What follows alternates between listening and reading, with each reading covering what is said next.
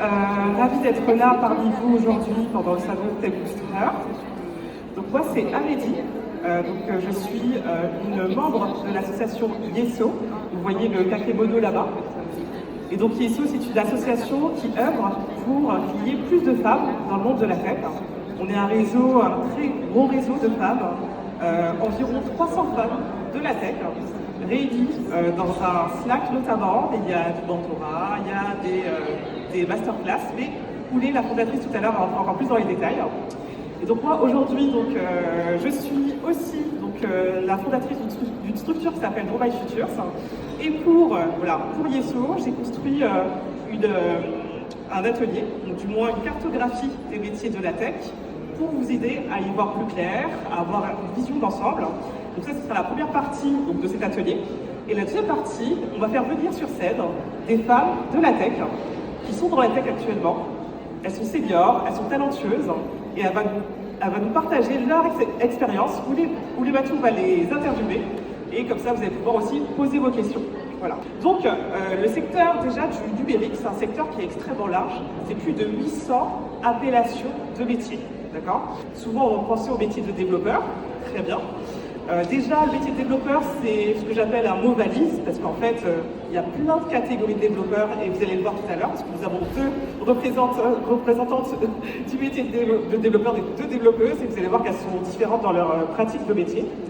Et donc, dans le secteur du numérique, il y a les métiers très techniques, on va voir ça tout à l'heure, mais il y a aussi les métiers du marketing digital, de l'acquisition clientèle, des métiers aussi où on va, par exemple, sur tout ce qui est cybersécurité, la data, l'intelligence artificielle, bref, il y a une très très grande variété, d'accord ?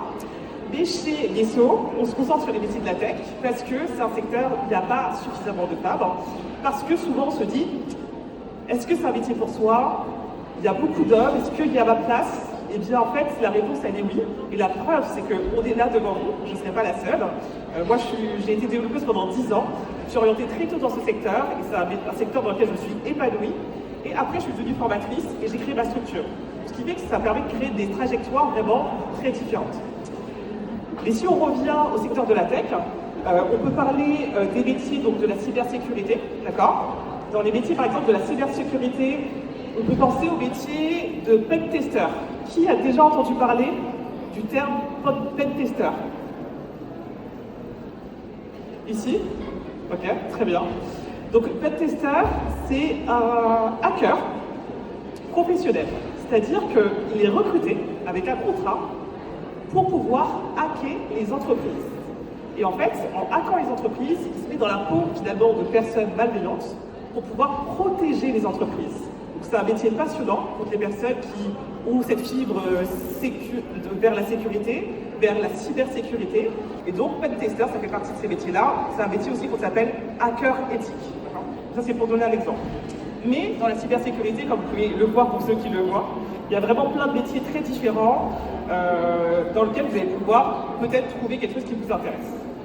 Si je reviens dans les différentes familles de métiers, il y a les métiers de la qualité.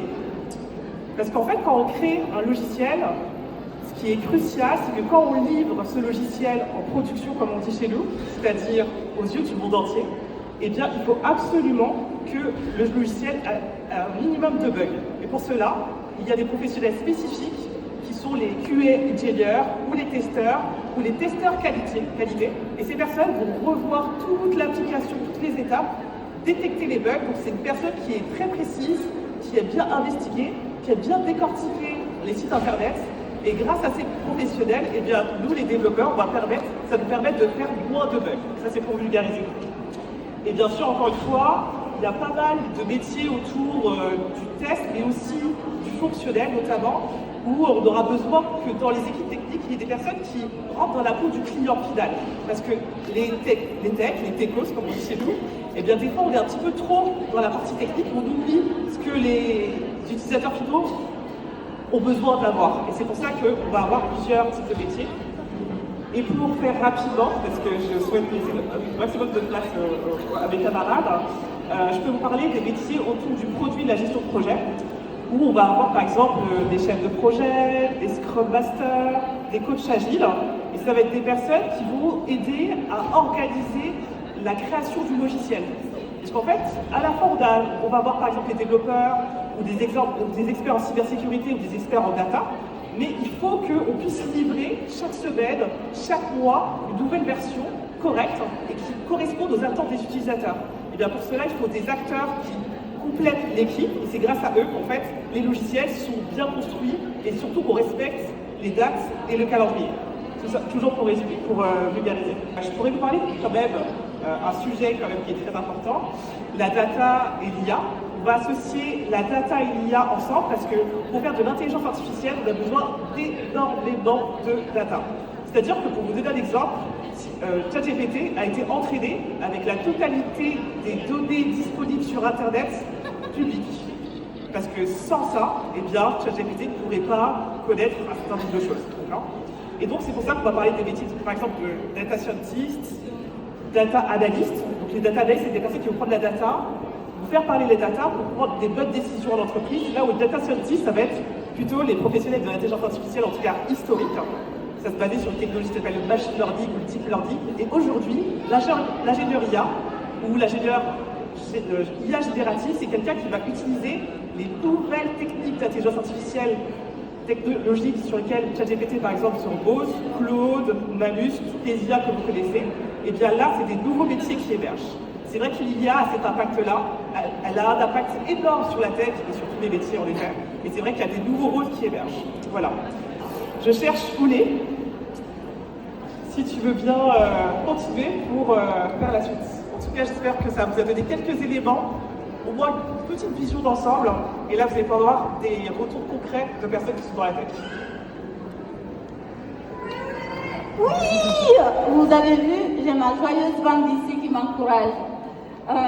Merci, bravo Amédi, reste sur scène parce qu'il y a la parole qui va te revenir après. Je suis honorée d'être devant vous et je vous encourage très franchement à réseauter encore plus si vous le faites déjà, à commencer à réseauter si vous ne le faites pas et à s'entraider si vous ne le faites pas non plus et encore à augmenter l'entraide si vous ne le faites pas déjà. Pour illustrer ce qu'elle a dit, je me suis dit pourquoi pas avoir des propos de personnes qui exercent déjà dans ces métiers.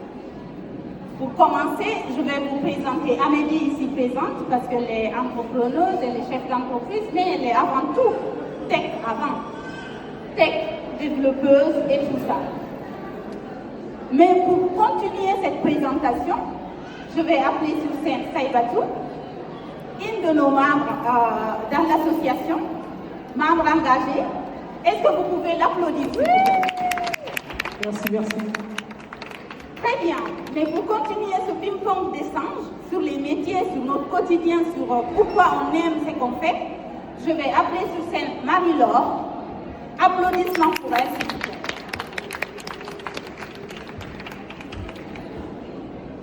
Excellent. Mais déjà, on a 4 femmes. Mais on se dit, dans la tech, il n'y a que des personnes noires ici de l'Afrique, c'est pas normal. Vous vous dites. Bah évidemment, il n'y a pas que ça. On veut des jaunes, des rouges, de toutes les couleurs. Et c'est pour ça qu'il y en a une qui va représenter cette couleur. Manon Carbonel, je t'appelle sur scène. Applaudissements pour ma meilleure. C'est la leader de Yeso à Rennes. Elle a monté une communauté Yeso de malades à Rennes. Hier, on était dans une salle de moins, je ne sais pas, 400 ou plus de personnes, où on a prié sur scène.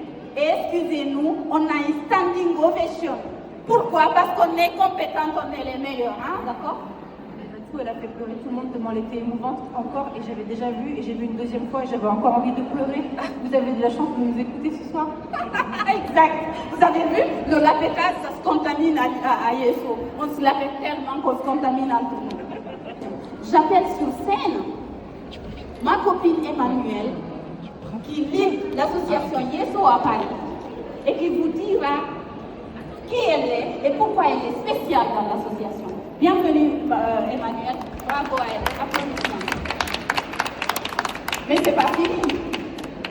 Parce que pour représenter tous les métiers de la tech, quand on parle de métiers techniques, mais on parle aussi de métiers transverses. des métiers du numérique qui ne sont pas forcément techniques. Et c'est là qu'elles appellent Delphine, ici présente. Merci Delphine et applaudissements pour elle. Je vais commencer par toi, Emmanuel. Est-ce que tu peux te présenter pour l'audience qui est là, qui tu es, tout simplement? Tout simplement, je m'appelle Emmanuelle Aboif, je suis développeuse, mais aussi sourde de naissance. Et c'est vrai que je ne suis pas seulement de mon handicap, mais ça fait partie de moi. Et j'ai découvert la programmation très tôt en lycée. J'ai su tout de suite que c'est un métier qui va être aujourd'hui. Ça fait 13 ans que je suis développeuse et c'est fait 13 ans que je découvre toutes les personnes différentes des unes et des autres. Et c'est aussi pour ça que je fais partie aussi de YESO pour représenter les femmes de la tech, mais en particulier les femmes handicapées de la tech, parce qu'on a besoin de tout le monde. On a besoin de tous les profils différents dans la tech. On a besoin que la tech soit inclusive et diversifiée. Je vais compléter sa présentation parce qu'elle oublie souvent de le dire. Emmanuelle est non seulement compétente, non seulement lead dans les équipes qu'elle fait, Emmanuelle est reconnue et connue. Et Emmanuelle, c'est une conférencière depuis des années. Emmanuelle inspire un monde fou. Et Emmanuelle est suivie sur LinkedIn pour ses tutoriels sur le handicap, sur l'inclusion dans la tech et comment rendre le numérique responsable et inclusif. Et ça, c'est hyper important. Merci pour tout ce que tu fais. Merci à toi, Mathieu. Je vais revenir vers toi, mais entre-temps, je veux parler à toi, Manon. Est-ce que tu peux te présenter simplement qui tu es, quel métier tu fais? Moi, je m'appelle Manon Carbonel, je suis leaduse de l'antenne YESO à Rennes et je suis développeuse web. Je suis spécialisée sur les tests, dont on a parlé tout à l'heure avec Amélie, et sur la partie CSS, c'est-à-dire l'intégration du design avec du code. Je fais aussi tout ce qui est coaching et de l'agilité, donc j'encadre des personnes sur de la coopération et comment faire pour fluidifier les process de travail ensemble. Et avant, je faisais de la restauration et j'ai fait une reconversion il y a 15 ans. Exact. Ça montre pourquoi la reconversion, c'est peu importe l'âge que vous avez, peu importe le milieu social que vous avez, ça se passe aujourd'hui dans la tech. Il ne faut pas que ça se passe sans nous les femmes. Qu'est-ce que tu dirais à une personne, parce que je pense que dans le public, on a des personnes qui hésitent peut-être à se reconvertir dans la tech. Qu'est-ce que tu leur dirais pour qu'on convertisse ces personnes-là? Qu'est-ce que tu dirais? Je dirais qu'il n'y a pas d'âge, il n'y a pas de contexte spécifique pour faire le métier qu'on a rêvé pour soi. Il ne faut juste pas s'isoler, il faut se lancer. Effectivement, le marché, il est challengeant aujourd'hui, il l'est pour plein de métiers, il le sera toujours. Mais il y a de la place pour nous toutes, en fait. La tech, elle a besoin de nous. Je ne pensais pas que les gens auraient besoin de moi. Et aujourd'hui, après 15 ans à avoir fait cette reconversion, qui a duré 26 ans, en fait, je ne regrette pas du tout de l'avoir fait. Mais c'est vrai qu'il faut être stratégique. L'avantage, c'est qu'avec notre asso, on vous aide dans votre stratégie. Et moi, à l'époque, j'étais seule pour le faire. Il n'y avait pas les challenges d'aujourd'hui en partie, il n'y avait pas l'IA, il n'y avait pas ce marché très compétitif. Mais j'étais toute seule et j'avais le gros syndrome de l'imposteuse. Et aujourd'hui, avec l'association, j'arrive à faire des talks, comme la semaine prochaine avec Emmanuelle que je suivais sur LinkedIn, qui est maintenant ma collègue YESO et ma collègue de conférence.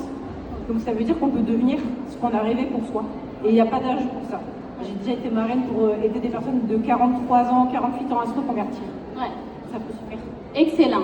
Je reviendrai sur ton maturité exactement pour le définir, mais je vais passer la parole à Delphine. Delphine, tu peux te présenter? Oui. Bonjour, je m'appelle Delphine et je suis chargée de marketing digital. Mon parcours, c'est que de base, j'ai fait un parcours d'ingénieur matériaux et j'ai fait de la data. Et pendant le Covid, suite à des publications, j'ai décidé de me reconvertir en tant que chargée de marketing digital avec une option IA. Alors, je dirais que j'en vois beaucoup de grands noms d'IA, beaucoup d'hommes, mais je voulais dire aussi qu'il y a aussi une place pour les femmes. J'ai beaucoup de collègues féminins aussi, et ça peut être très intéressant aussi. Et ça peut beaucoup vous faciliter la vie, quel que soit votre corps de métier. Mais j'inviterai beaucoup aussi les femmes à venir dans le numérique, dans le digital. C'est très intéressant, ça peut être très créatif et ça change tout. Applaudissements. Merci. Et vous avez vu ce qu'elle vient de dire, La tech ne se résume pas à coder. La tech ne se résume pas à la cybersécurité. La tech ne se résume pas au métier d'ingénierie. La tech aussi, c'est le digital aussi. C'est le marketing. C'est l'UA. C'est plein de sujets comme ça. Mais on rentrera en détail si on a le temps. Là, je vous présente ma meilleure. Ma meilleure, franchement, présente-toi, mais je veux des standing ovations pour elle. Alors déjà, je suis très contente de vous voir toutes. Pour moi, c'est un signe aussi de joie de voir autant de personnes intéressées par les métiers de l'informatique. Donc, je m'appelle Marilyn Mabongo. Je suis dans l'ISO. Je m'occupe de la partie mentorat. Donc, le mentorat, c'est vraiment la possibilité d'être mentoré par des mentors pendant 1 heure par mois, gratuitement, juste en adhérant à l'association. C'est merveilleux. J'ai aussi une activité à mon compte. Je suis formatrice. Initialement, je suis ingénieure en informatique et j'ai décidé de créer mon organisme de formation pour accompagner les personnes entre 17 et 177 ans. Je ne sais pas si c'est possible sur l'informatique. Oui, il y a des personnes qui disent que c'est possible. Et donc, notamment les seniors qui ont du mal avec le téléphone, le numérique, l'informatique, pour leur démarche administrative, mais aussi pour l'insertion sociale. Donc moi, j'adore ce que je fais au quotidien. Bravo. Ici, je vous présente une autre amie, mais c'est surtout une personne qui comprend ma langue maternelle. Et ça, c'est très, très, très, très important. Je pensais que j'étais la seule peule de toute la France. Et un jour, je suis allée en conférence. Je commençais à prendre la parole. Elle a entendu un accent. Elle s'est dit, tiens, on dirait l'accent de quelqu'un qui vient de la Guinée, quoi. Voilà. Je vous présente Saïbatou. Est-ce que tu peux te présenter simplement? Jarama, Bonjour à tous bonjour à toutes, pardon, excusez-moi, bonjour à toutes, ça fait plaisir. Donc moi je m'appelle Saïbatou, ça doit faire un peu plus de 25 ans maintenant que je suis dans la tech et j'ai commencé en tant que développeuse. Je suis allée ensuite sur de la gestion de projet pour aider à faire et puis ensuite sur de l'accompagnement d'équipe pour aider à faire. Et actuellement donc, je suis coach agile et coach professionnel, donc j'ai les deux casquettes et toujours dans le numérique. Et chez Yeso, j'ai la joie d'avoir rejoint Yeso il y a très peu de temps pour être mentor des personnes qui sont adhérentes et membres de Yeso. Voilà. Excellent. Merci beaucoup. Alors, je voulais juste rajouter un petit truc, que ce soit dans mon parcours d'ingénierie ou tech, parfois j'ai eu des commentaires un peu sexistes ou de découragement. Je voulais juste dire que si vous avez reçu ça, n'écoutez pas, tout est possible et vous pouvez le faire et c'est facile faisable. Voilà. Merci. Excellent, merci. Alors maintenant, on va rentrer dans le concret parce que souvent on parle tech, on parle numérique, mais parfois, nous qui sommes dans la tech, on oublie qu'on utilise un jargon que personne ne comprend. Tout à l'heure, je pitchais là-bas, je disais nous les femmes dans la tech et il y a une dame qui m'a dit mais c'est quoi la tech? Évidemment, moi, je n'avais pas pensé à ça. Et on utilise beaucoup de noms, de mots, tout le monde veut que les gens viennent, mais évidemment, il faut faire comprendre ce que c'est que ces métiers.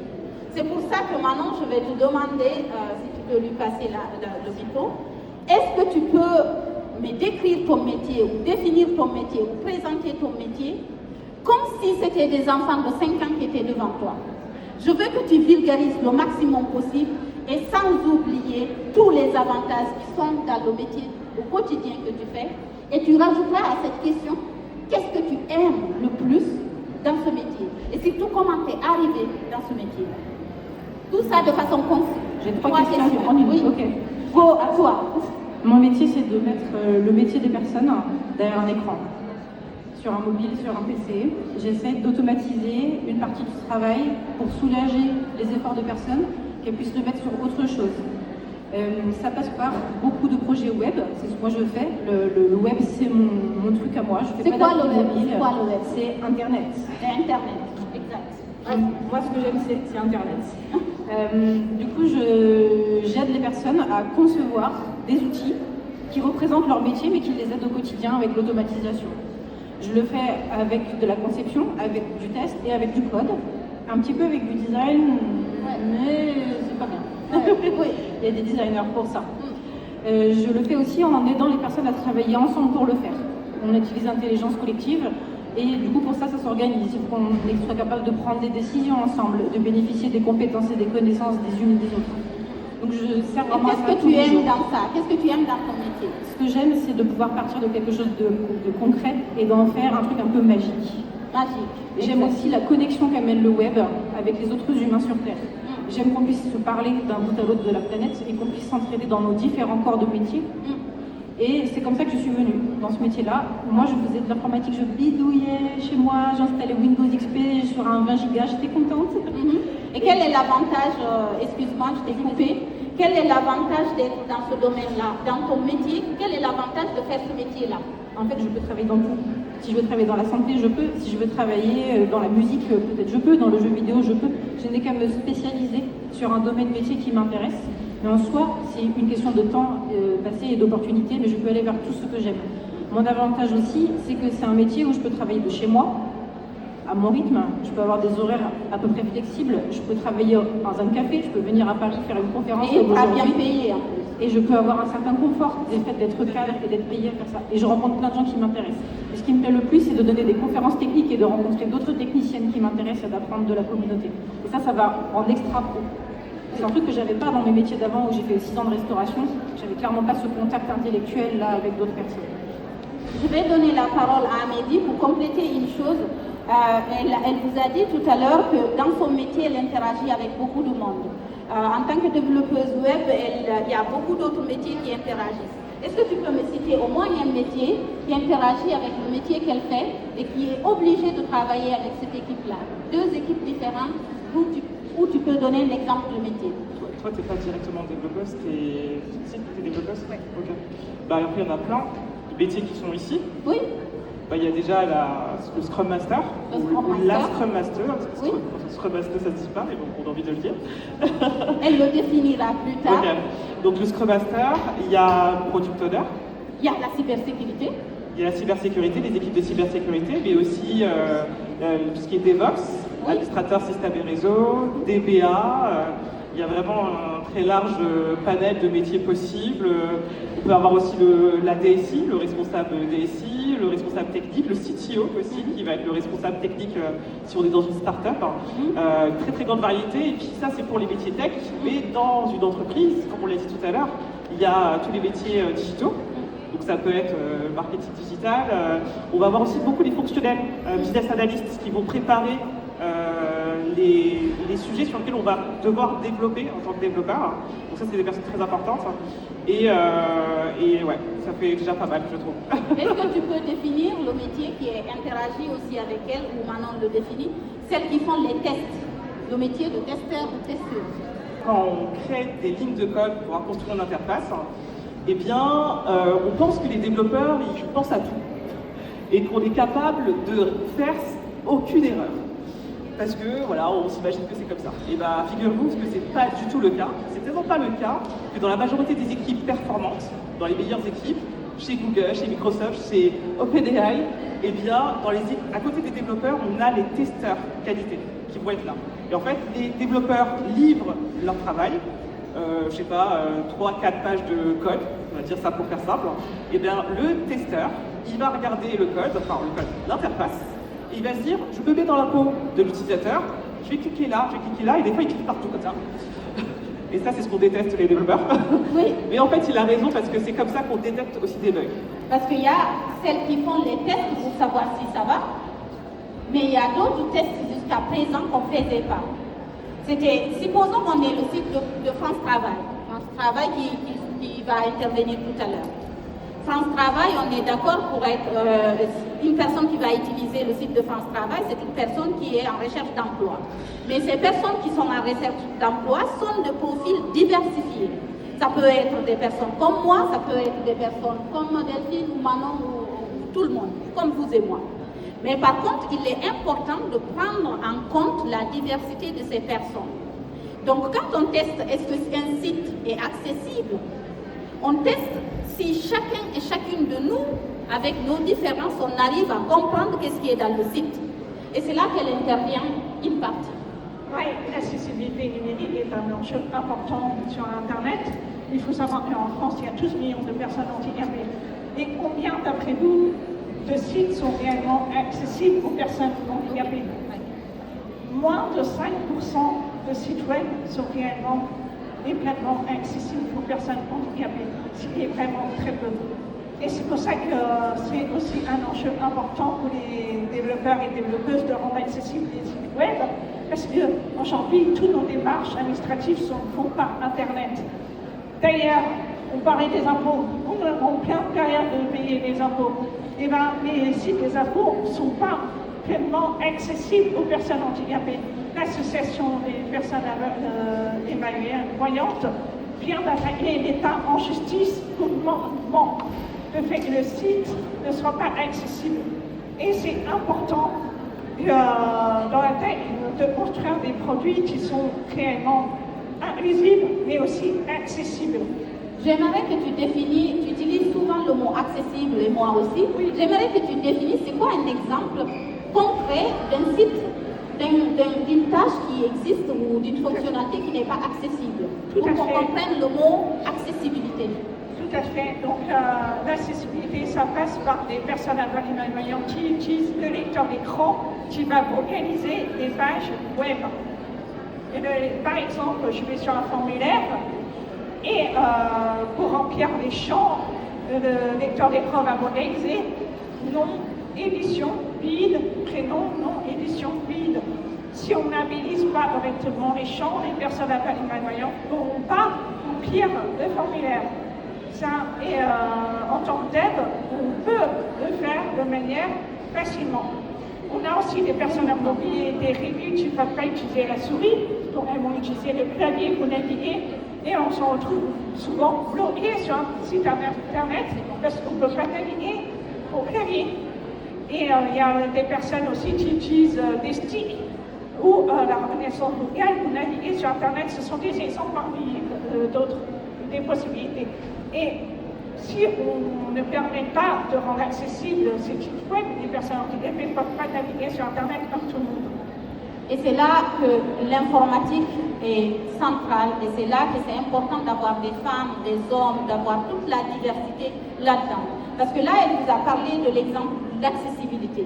Mais imaginons maintenant autour de la table, là où ça se décide de quel logiciel on va développer, de quelle application on va développer, quelle technologie on va utiliser pour diagnostiquer le cancer, comment on va le développer. Si autour de cette table, toutes les différences ne sont pas représentées, il y aura des oubliés. Parce qu'on n'est pas en train de dire à un homme de penser comme une femme. On n'est pas en train de dire, moi qui suis noire, de penser comme une blanche. Je vais penser comme je suis et je vais intégrer ma différence à moi. Elle va intégrer sa différence à elle. Donc si nous voulons que ces technologies inclusent tout le monde, il est important dans ceux qui développent ces technologies-là que tout le monde soit représenté, pour que la charge mentale ne soit pas là à penser à tout le monde. Chacun de nous va penser à l'autre. Évidemment, on doit penser à tout le monde, mais parfois il nous arrive à oublier.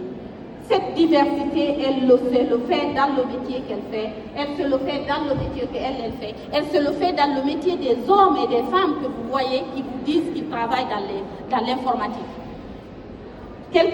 Dans quelques minutes, France Travail va intervenir. On vous demande d'écouter avec attention, mais surtout, on vous demande d'applaudir un standing ovation pour ces femmes de la tech qui représentent leur métier, qui représentent la diversité et qui comptent briller sur scène, continuer de briller et briller et briller pour faire en sorte que chacune de nous puisse être représentée, puisse avoir un rôle modèle. Parce que c'est en voyant un rôle modèle qu'on se dit c'est possible. Dire oser les femmes, oser, ça ne suffit pas. Oser, c'est si on sait que déjà c'est possible, si on a vu déjà quelqu'un qui l'a fait. Et c'est pour ça que j'ai invité ces personnes et je vous remercie, merci beaucoup et merci à France Travail.